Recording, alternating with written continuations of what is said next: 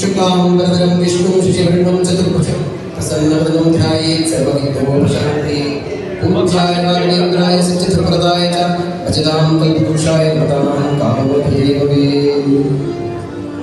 ओंकारनादरूप गणपति सुमतिय करुणिसु गणप ओंकारनादरूप गणपति सुमतिय करुणिसु गणप ओंकारनादरूप गणप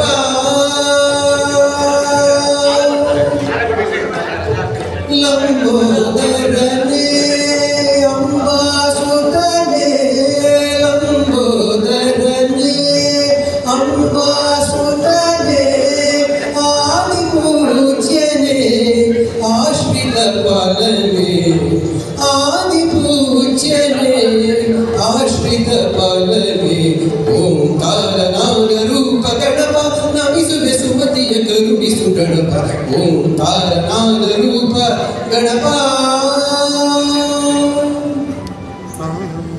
ಕೀರ್ತನಾರಂಭ ಕಾಲದಲ್ಲಿ ಲೋಕದಲ್ಲಿ ತಾಯಿಗೆ ಬಹಳ ವಿಶಿಷ್ಟವಾದ ಸ್ಥಾನವನ್ನು ಕೊಟ್ಟಿದ್ದಾರೆ ನಮ್ಮ ಹಿರಿಯರು. ನಮ್ಮ ಶಾಸ್ತ್ರಗಳಲ್ಲೂ ಸಹ ಮಾತೃದೇವೋಭವ, ಪಿತೃದೇವೋಭವ, ಆಚಾರ್ಯ ದೇವೋಭವ ಎಂದು ಭಗವತ್ ಸ್ಥಾನವನ್ನು ತಾಯಿಗೆ ಕೊಟ್ಟಿದ್ದಾರೆ. ದೊಡ್ಡವರು ಹೇಳ್ತಾರೆ, ನಮ್ಮ ಮಾನಸ ಗರ್ಭದಲ್ಲಿದ್ದು ಹೊತ್ತು ಹೆತ್ತು ತುತ್ತಿಟ್ಟು ಮುತ್ತಿಟ್ಟು ಸಾಕಿದಂತಹ ತಾಯಿಗಿಂತಲೂ ಮಿಗಿಲಾದವರು ಈ ಲೋಕದಲ್ಲಿ ಮತ್ತೊಬ್ಬರಿಲ್ಲ ಅಂತ ಅದನ್ನೇ ಹಿರಿಯರು ನಿರೂಪಣೆ ಮಾಡ್ತಾ ಹೇಳ್ತಾರೆ. ತಾಯಿಗೆ ಮಿಗಿಲಾದ ದೇವರಿಲ್ಲ, ತಾಯಿಗೆ ಮಿಗಿಲಾದ ದೇವರಿಲ್ಲ, ಧರ್ಮಕ್ಕೆ ಮಿಗಿಲಾದ ಸಖನಿಲ್ಲ, ಧರ್ಮಕ್ಕೆ ಮಿಗಿಲಾದ ಸಖನಿಲ್ಲ, ತಾಯಿಗೆ ಮಿಗಿಲಾದ ದೇವರಿಲ್ಲ. ಪಾಂಡವರಲ್ಲಿ ಮಹಾನುಭಾವನಾದ ಅರ್ಜುನನು ತನ್ನ ತಾಯಿಗೋಸ್ಕರ ದೇವಲೋಕದಿಂದ ಗಜಗೌರಿ ಐರಾವತವನ್ನು ತಂದು ಗಜಗೌರಿ ವ್ರತವನ್ನು ಮಾಡಿದ ಕೇಳಿ ಭಾಗವನ್ನು ನಾವೆಲ್ಲರೂ ಇಂದು ಕೇಳಿ ಭಾಗಿಗಳಾಗೋಣ. ಈ ಗಜಗೌರಿ ವ್ರತವನ್ನು ಕೇಳಿದ ನಿಮ್ಮೆಲ್ಲರಿಗೂ ಪುಣ್ಯ ಪ್ರಾಪ್ತವಾಗಲೆಂದು ಆ ಭಗವಂತನಲ್ಲಿ ಕೇಳಿಕೊಳ್ಳುತ್ತಾ, ಮೆರಪುರದೊಳಗೆ ಪ್ರಿಯವನೆನ್ನಿಸಿದ ಪರಮ ಪುರುಷ ಹರಿಚರಿತೆಯ ಪಾಡೆ ಆಡಿಪೋಕಳಲ್ ಹದಿಮೋದವನೆ ಪುರು ಕರ್ತರ ಮಾರ್ಗ ಸುಸಾಧಕವೋ ರಾಮ ರಾಮ ಜಯ ರಾಮ ರಾಮ ರಾಮ ರಾಮ ಶ್ರೀರಾಮ ರಾಮ ರಾಮ ಜಯ ರಾಮ ರಾಮ ರಾಮ ರಾಮ ಸೀತಾರಾಮ.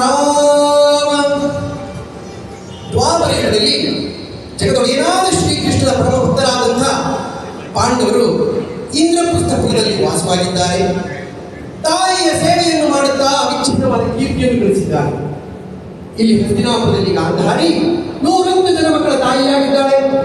ನಮ್ಮ ಶಾಸ್ತ್ರಗಳು ಹೇಳುತ್ತವೆ, ಏಗೋಪಿ ಗುಣವಾನ್ ಪುತ್ರೋ ನಿರ್ಗುಣೇನ ಸದೈರಪಿ ಏಕಚಂದ್ರಸ್ತಮೋ ಹಂತಿ ನಕ್ಷತ್ರಂ ಕಿಂಪ್ರಿಯೋದ್ರು.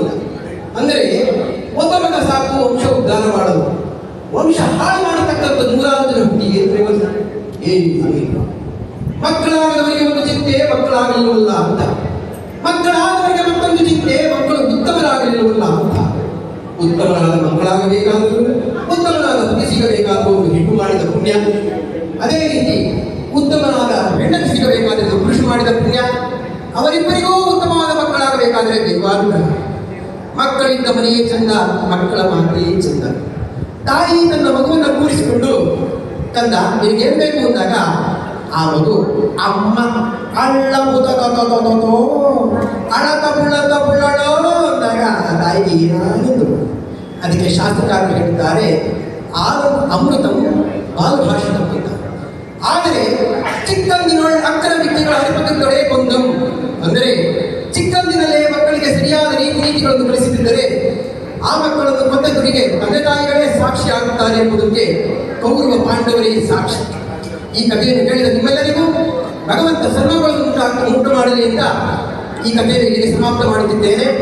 ಕಾಲೇನ ವಾಚ ಅನುಸಂಧಿಯೈವ ಉದ್ಧತ್ಮನವ ಪ್ರಕೃತೆ ಸ್ವಭಾವ ಕಾಲೇನ ವಾಚ ಮನಸೇಂದ್ರಿಯೈವ ಉದ್ಧತ್ಮನವ ಪ್ರಕೃತೆ ಸ್ವಭಾವ ಕರೋತಿ ಯಜ್ಞ ಸಕಲಂ ಪರಸ್ಮೈ ಕರೋತಿ ಯಜ್ಞ ಸಕಲಂ ಪರಸ್ಮೈ ನಾರಾಯಣಾಯೇತಿ ಸರ್ವ ಸಮರ್ಪಯಾಮಿ ಮಂಗಳಂ ಮಂಗಳಂ